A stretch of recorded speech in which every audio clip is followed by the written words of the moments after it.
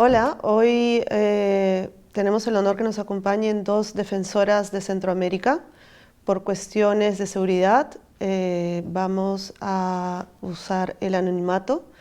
Estamos hoy día con Carolina y con Mélida, que nos vienen a comentar, a dar su testimonio como defensoras. Hola Carolina, cuéntame, ¿qué significa para ustedes dos, Mélida, ser defensoras en sus países? Bueno, en el contexto actual, ser defensora es una situación bastante riesgosa porque en los últimos años se ha criminalizado la defensa de derechos humanos en nuestro país y eso ha implicado llevar una serie de riesgos no solo para nosotras en el ejercicio de defensoría, sino también para acompañar a otras y a otros defensores en el país. Y cuando hablo de defensores, hablo en todos los ámbitos, ¿no? Incluyendo el ámbito religioso, periodistas, académicos, académicas. Pero el tema de defender derechos de las mujeres se ha vuelto como también un poco más difícil. Actualmente pues no existen organizaciones civiles en nuestro país para defender derechos. Bueno, para mí ser defensora significa poner el cuerpo y la vida por una vida digna, por condiciones dignas para no solo para mí, sino para mi comunidad, para mi territorio, para la población en general, porque como defensoras no trabajamos solo para una comunidad, una organización, trabajamos por los derechos de toda la población, trabajamos porque las grandes mayorías dejen de ser olvidadas como lo han sido históricamente y porque se reconozca, además, en estos contextos tan complejos como los de Centroamérica, se reconozca la labor de defensa de derechos humanos, porque es es un trabajo, es una labor y es un derecho defender derechos. Sin embargo, los gobiernos, los estados, no reconocen ese tipo de labor, no reconocen este tipo de trabajo y aprovechan además el no reconocerlo para seguir violentando y seguir sin garantizar derechos básicos a la población como el agua, la tierra, el medio ambiente, la alimentación, etcétera. Entonces, para mí es un trabajo integral, es un trabajo que combina eh, no solo la defensa de derechos, sino que también la organización popular y el tejer redes entre comunidades y entre países incluso. Ujú. Y ahora que mencionas lo de tejer redes entre países, eh, siempre me pregunto quién defiende a las defensoras, ¿no? Por ejemplo, en Latinoamérica, en el Perú, en el país de donde yo vengo, desde el 2025 se modificó una ley para que todos los organismos de cooperación internacional y las ONGs no puedan defender de manera judicial a las personas que estén procesadas por casos de derechos humanos. Se le llamó una ley mordaza, ¿no? Y entonces, poco a poco en nuestros países vamos viendo que la defensa hacia los derechos humanos es cada vez más complicada, hay mucha censura, ¿verdad? Y en Centroamérica, en sus países, ¿no? En El Salvador, en Nicaragua, la situación es aún más grave, ¿no? Entonces, ¿quién defiende a las defensoras? Creo que ahí es importante mencionar el tema del tejido de las redes, ¿verdad? Porque en principio quien, quien nos acompaña son otras redes homólogas en la región. Eh, Porque aunque pongamos denuncia ante las entidades de derechos humanos estas recomendaciones, por ejemplo, de las organizaciones de derechos humanos de Naciones Unidas, lo que hacen son recomendaciones a los países, a los estados. Y con este tipo de leyes que los estados están implementando, yo diría legalizando, pues porque son prácticas que los estados ya tenían antes, ¿verdad? De sancionar a la ONG, de criminalizar, y eran vistos, ¿verdad?, como algo ilegal. Entonces lo que han ido haciendo es ido legalizando este actuar frente a las organizaciones civiles y sobre todo de derechos humanos. Entonces cuando los organismos de derechos humanos a nivel de Naciones Unidas lo que hacen son, hay sanciones, pero esas sanciones mandan recomendaciones a los países y los países si quieren los cumplen o no. Entonces, ¿qué nos queda? Quedarnos en la denuncia pública, en que otras redes de la región nos acompañen para poder seguir denunciando, para poder haciendo por lo menos una sanción social, ¿verdad? Pero seguimos en desprotección y cada día peor, ¿verdad? Porque la criminalización va aumentando. Pues como decimos las feministas también, los gobiernos no nos cuidan, la policía no nos cuida, las autoridades no nos cuidan nuestras amigas, nuestra familia, nuestra comunidad, nuestro territorio.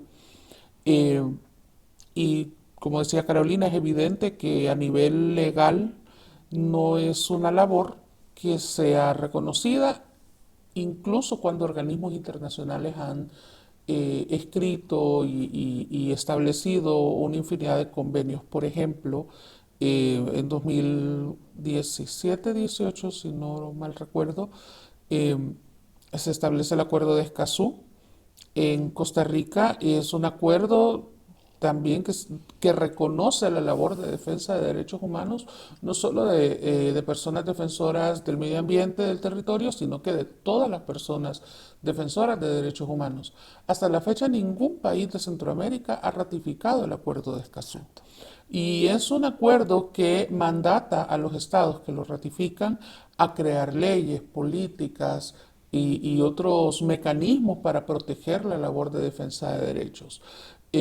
Lamentablemente ningún país lo ha ratificado y ningún país se ha comprometido ni siquiera a reconocer la labor de las defensoras, los y las defensores, sí, y mucho menos a crear mecanismos de protección.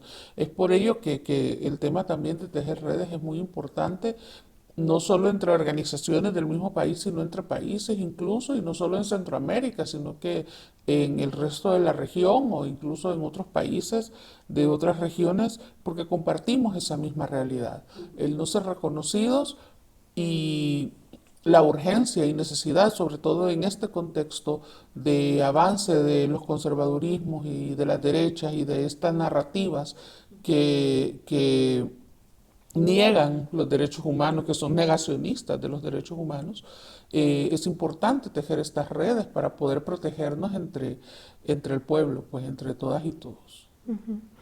Y en ese sentido, claro, todos estos discursos negacionistas, ¿no?, que hay, que son discursos contrahegemónicos, ¿cómo funciona la comunicación ahí, ¿no? Es decir, ¿de qué manera se pueden tejer redes a través de una comunicación que permita realmente establecer un diálogo y visibilizar especialmente las luchas de las personas que son defensoras? Y además también cómo las comunicaciones contrahegemónicas son criminalizadas, ¿verdad? Entonces, ¿cómo es que se lleva la comunicación, el ser periodista en sus países? Bueno, en el caso de Nicaragua, el periodismo se pudiera decir que solo existe el oficialista, pero además con una narrativa que vos ves las notas de televisión y es todo con el mismo guión.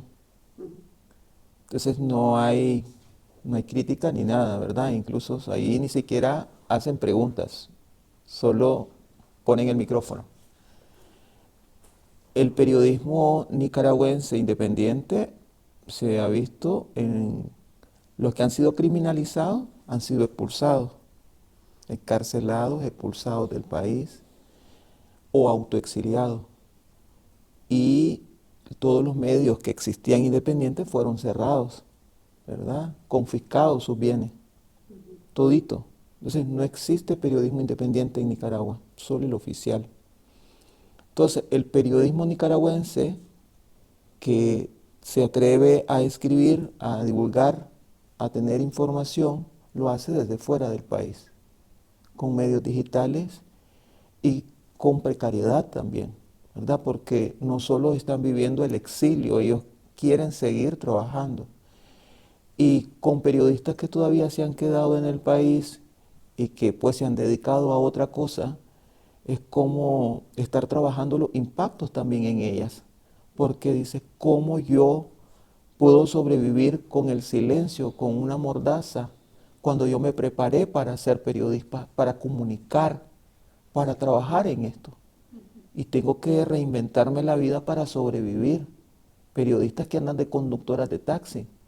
Entonces, porque no pueden ejercer su profesión, pero tampoco se quieren ir del país. Entonces, en Nicaragua no existe periodismo independiente. Ahí te lo resumo todo.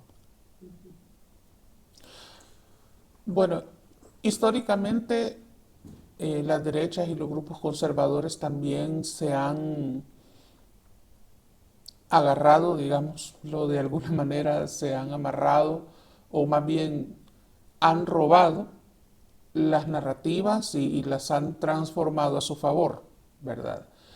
Hoy por hoy existe un discurso muy peligroso sobre los derechos humanos, por ejemplo, y que se ha convertido en un discurso oficial en muchos países como Nicaragua, como El Salvador y ahora Costa Rica también, con el cambio de giro hacia la derecha que ha tomado, sobre todo ahora luego de las elecciones pasadas, que hablan de que defender derechos humanos y hacer periodismo independiente o comunicación popular, por ejemplo, es defender derechos de criminales, defender derechos de grupos o organizaciones criminales o pandillas, etcétera.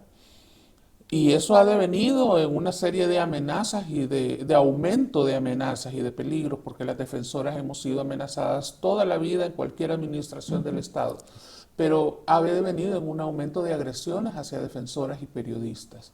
La situación de Nicaragua es muy evidente, pero también es importante mencionar, por ejemplo, en Honduras, que si bien ahora hay un giro también de tendencia con las últimas elecciones, con el nuevo presidente que ha ganado, pero en la administración de izquierda que acaba de terminar, hubo muchos periodistas que fueron amenazados, que están en el exilio y que han sido asesinados también en Honduras por investigar la corrupción y los enlaces con el narco que ha tenido la familia presidencial en ese entonces. En Guatemala, Rubén Zamora, que es este periodista que ha sido encarcelado, recientemente liberado, pero que ha sido criminalizado junto con una gran cantidad de periodistas comunitarios que han sido criminalizados en Guatemala por contar las realidades de las comunidades, sobre todo de los pueblos indígenas, y denunciar las violaciones a derechos humanos y las agresiones que han tenido no solo desde el Estado, sino que también las grandes empresas a quienes se les entregan las tierras indígenas. Y en El Salvador, por ejemplo, que ha habido un declive desde el 2019 con la llegada del presidente actual y que está cumpliendo un segundo periodo inconstitucional y que desde el día cero han mantenido una narrativa criminalizadora hacia los periodistas y las periodistas de medios independientes, precisamente porque el periodismo de investigación y porque el periodismo alternativo siempre ha sido ese talón de Aquiles, ¿verdad? Esa piedra en el zapato para cualquier gobierno con tintes autoritarios, ¿verdad? Y con tintes dictatoriales como los que se ven en Nicaragua y El Salvador, por ejemplo. Y en El Salvador ya hay hasta la fecha más de 90, si no me equivoco, 90 periodistas exiliados alrededor del mundo. España está acogiendo a muchos periodistas también que han huido del país y que han sido criminalizados, y de hecho en estos días ha salido un último informe de más de 245 personas criminalizadas y perseguidas por cuestiones políticas en El Salvador. Entonces, es importante la resistencia a nivel comunicacional, es importante el periodismo alternativo y popular, pero también es importante poner los puntos sobre las IES y ver que es una labor riesgosa, es una labor que pone en peligro el cuerpo y la vida de las personas periodistas, ¿verdad? Sobre todo de las mujeres periodistas, por ejemplo, en toda Centroamérica, que no solo son periodistas, como lo decía Carolina, sino que también son madres, cuidan, ¿verdad?, a sus familias, son jefas de hogar, ¿verdad? Entonces, no es fácil hacer periodismo en Centroamérica, pero también es un símbolo de resistencia hacer periodismo en Centroamérica, ya sea dentro del país de origen o incluso desde el exilio. Algo importante que completar allí, que esta agresión a defensoras y a periodistas en este contexto de Centroamérica se ha visto ampliado a sus familias. Entonces, porque ha sido como la forma de agredirte, de presionarte, de chantajearte para que bajes la guardia o para que dejes de hacer lo que estás haciendo. Entonces, ha habido agresiones directas a familiares también. Entonces, y eso también es importante visibilizarlo. Sí, y hay algo importante que ha mencionado, que es la resistencia, ¿no? ¿Cómo resistimos?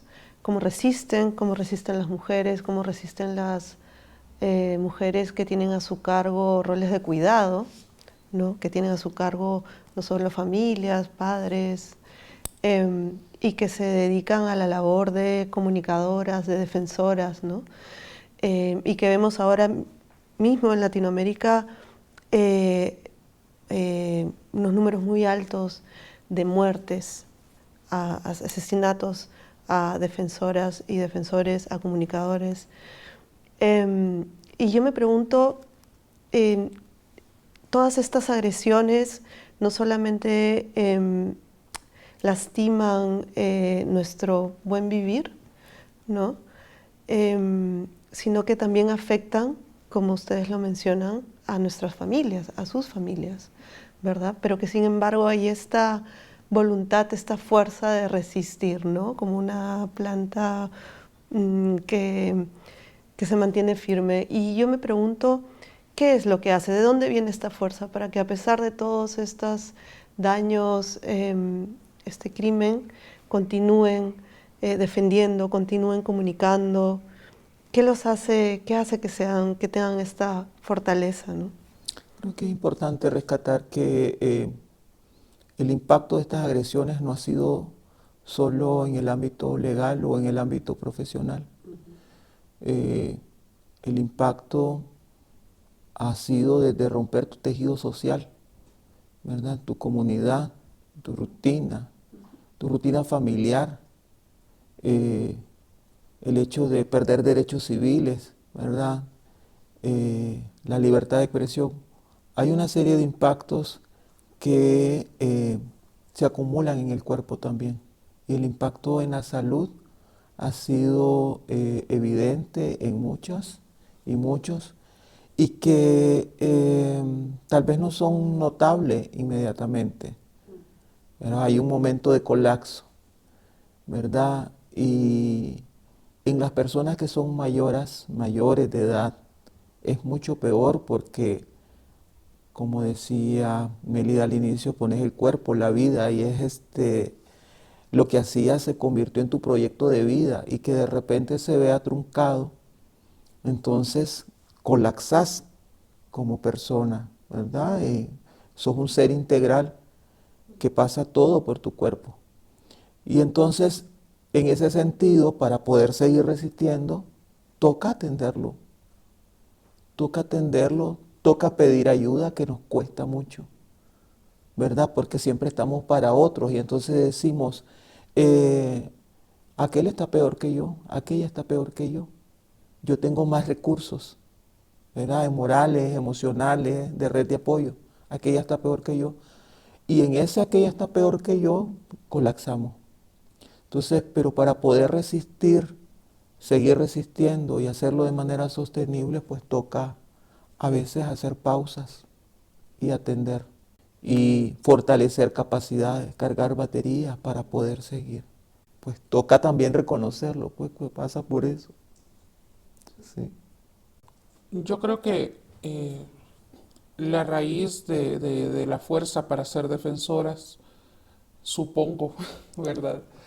Eh, Viene también de la conciencia y de la digna rabia, creo, de saberse eh, que estás en un territorio y ver cómo lo entregan a las grandes empresas, a las mineras, a los megaproyectos, a la gentrificación, y verte desplazado, desplazada con tu familia, con tu comunidad, ver que se entregan a las élites esas tierras y que eh, a ellas sí se les garantiza condiciones de vida dignas para su sostenibilidad, y que las grandes mayorías de tu país o de tu territorio han pedido y han gritado por siglos condiciones de vida digna a los estados desde siempre, y no se les ha garantizado y más bien se nos ha utilizado, ¿verdad? Esas realidades que vienen desde hace siglos, ¿verdad? En nuestros territorios, es lo que nos mueve, creo yo, a seguir luchando por el territorio, por la naturaleza, además, porque es la naturaleza la que nos sostiene, pero las grandes empresas y los estados mismos se están acabando con los ecosistemas y están entregando las tierras a las grandes mineras, a las grandes empresas. Entonces, creo que esa es como la raíz también de la fuerza que nos impulsa a seguir defendiendo los derechos humanos, derechos básicos que cualquier persona debe de tener para vivir, ¿verdad? Para seguir. Pero también este trabajo, lo que decía Carolina, implica impactos a nivel emocional, a nivel físico, no solo para nosotras como defensoras, sino que para nuestras mismas familias y para la comunidad. Por eso es importante en países como los nuestros, donde no existe un sistema de salud de calidad, donde hay un negacionismo incluso de la salud mental, porque la salud mental es una gran deuda, no solo en Centroamérica, creo que en muchas partes de Latinoamérica también y en otras regiones, es una gran deuda la atención en salud mental y la atención integral en salud, ¿verdad? También donde no hay condiciones como agua potable, vivienda, etcétera, y que las defensoras y el resto de la población tenemos que lidiar con esas condiciones. Creo que es importante este tema de tejer redes y tejer comunidad para poder sostenernos entre todos y todas, y poder generar también entre todas las condiciones para poder seguir luchando, ¿verdad? Entonces me parece que es importante seguir tejiendo redes y seguir conectando con otras, y tener esa conciencia de que el autocuidado y el cuidado colectivo es una estrategia política también para seguir luchando, no solo como estrategia de salud y de sostenimiento, sino como estrategia política ante un sistema que nos quiere enfermas, que nos quiere cansadas, que nos quiere ver derrotadas, que nos quiere ver sin ánimo de seguir luchando. sobre todo en estos países que están, en lugar de reconocernos, están creando leyes para cerrar ONGs, para cerrar Criminalizar. organizaciones, cerrar proyectos, medios de comunicación, etcétera. Entonces, creo que el autocuidado y el cuidado colectivo me parece que es una gran estrategia política para seguir resistiendo. Y bueno, finalmente quería preguntarles qué significa para ustedes, Mélida, Carolina, qué significa ser feministas, ¿no? Em, cuando hablamos también de cuerpo-territorio, ¿no? Cómo estas violencias atraviesan especialmente el cuerpo de las mujeres, ¿no? Y es sistemática para silenciarnos, para cansarnos, etcétera. ¿Qué significa para ustedes ser feministas? Bueno, para mí ha sido como, bueno, desde que empecé mi activismo me reconozco feminista. Lo que primero soy feminista y me reconocí feminista y después defensor. En el andar te das cuenta que ni una cosa puede ir desligada de la otra, ¿verdad? Porque el feminismo ha sido en mi vida como un espacio de reivindicar muchos derechos, ¿verdad? Muchas luchas y que las he venido reconociendo desde mi adolescencia, pues, desde que me articulé en movimientos sociales. Entonces creo que ha sido como el espacio en el que moriré siendo feminista, no voy a dejar de serlo, ¿verdad? Y defensora, porque creo que en cada espacio en el que me encuentre, donde pueda compartir, donde pueda reivindicar una lucha, ¿verdad? Voy a hacerlo y voy a seguir hasta donde pueda seguir resistiendo. Así sea debajo de la mesa, detrás de las cortinas, ¿verdad? Que no lo pueda hacer públicamente, pero creo que la creatividad es algo que hemos desarrollado en este contexto y que han habido formas pues de hacer llegar los mensajes, el acompañar, el apapachar, el ir, el dejar que el tejido no desaparezca, sino irlo reconstruyendo nuevamente. Bueno, para mí el feminismo es una decisión de vida, ¿verdad? No es solo teoría, ¿verdad? No es solo un discurso, es más bien una decisión de vida, como decisión de vida lo es también el amor entre mujeres, la complicidad entre mujeres, entre la comunidad también, el cuidado colectivo, que son estrategias no solo de resistencia ante este sistema que ya lo decía, ¿verdad? Que nos quiere destruida, sino también es una forma de vida que nos sana, ¿verdad? De todas las violencias que vivimos día a día, que vivieron nuestras madres, nuestras abuelas, además, que reivindican nuestros derechos también y nos pone en primera plana en nuestros estados, sobre todo en Centroamérica, donde los derechos de las mujeres, si bien tuvieron algunos avances en los últimos años, ha habido grandes retrocesos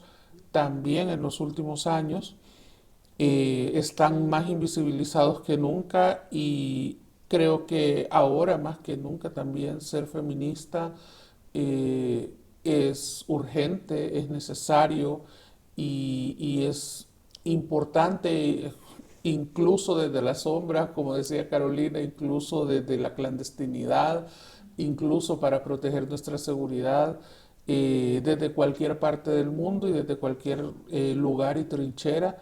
Creo que es importante continuar también con esta labor y con esta decisión política, ¿verdad? De ser feministas en un mundo que nos quiere invisibilizadas, ¿verdad? Y que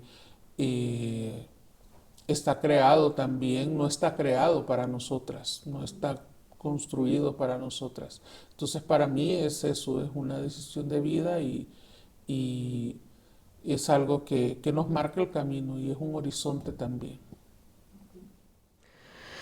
Bueno, pues yo quiero agradecerles profundamente que hayan podido estar aquí y decirles también que su testimonio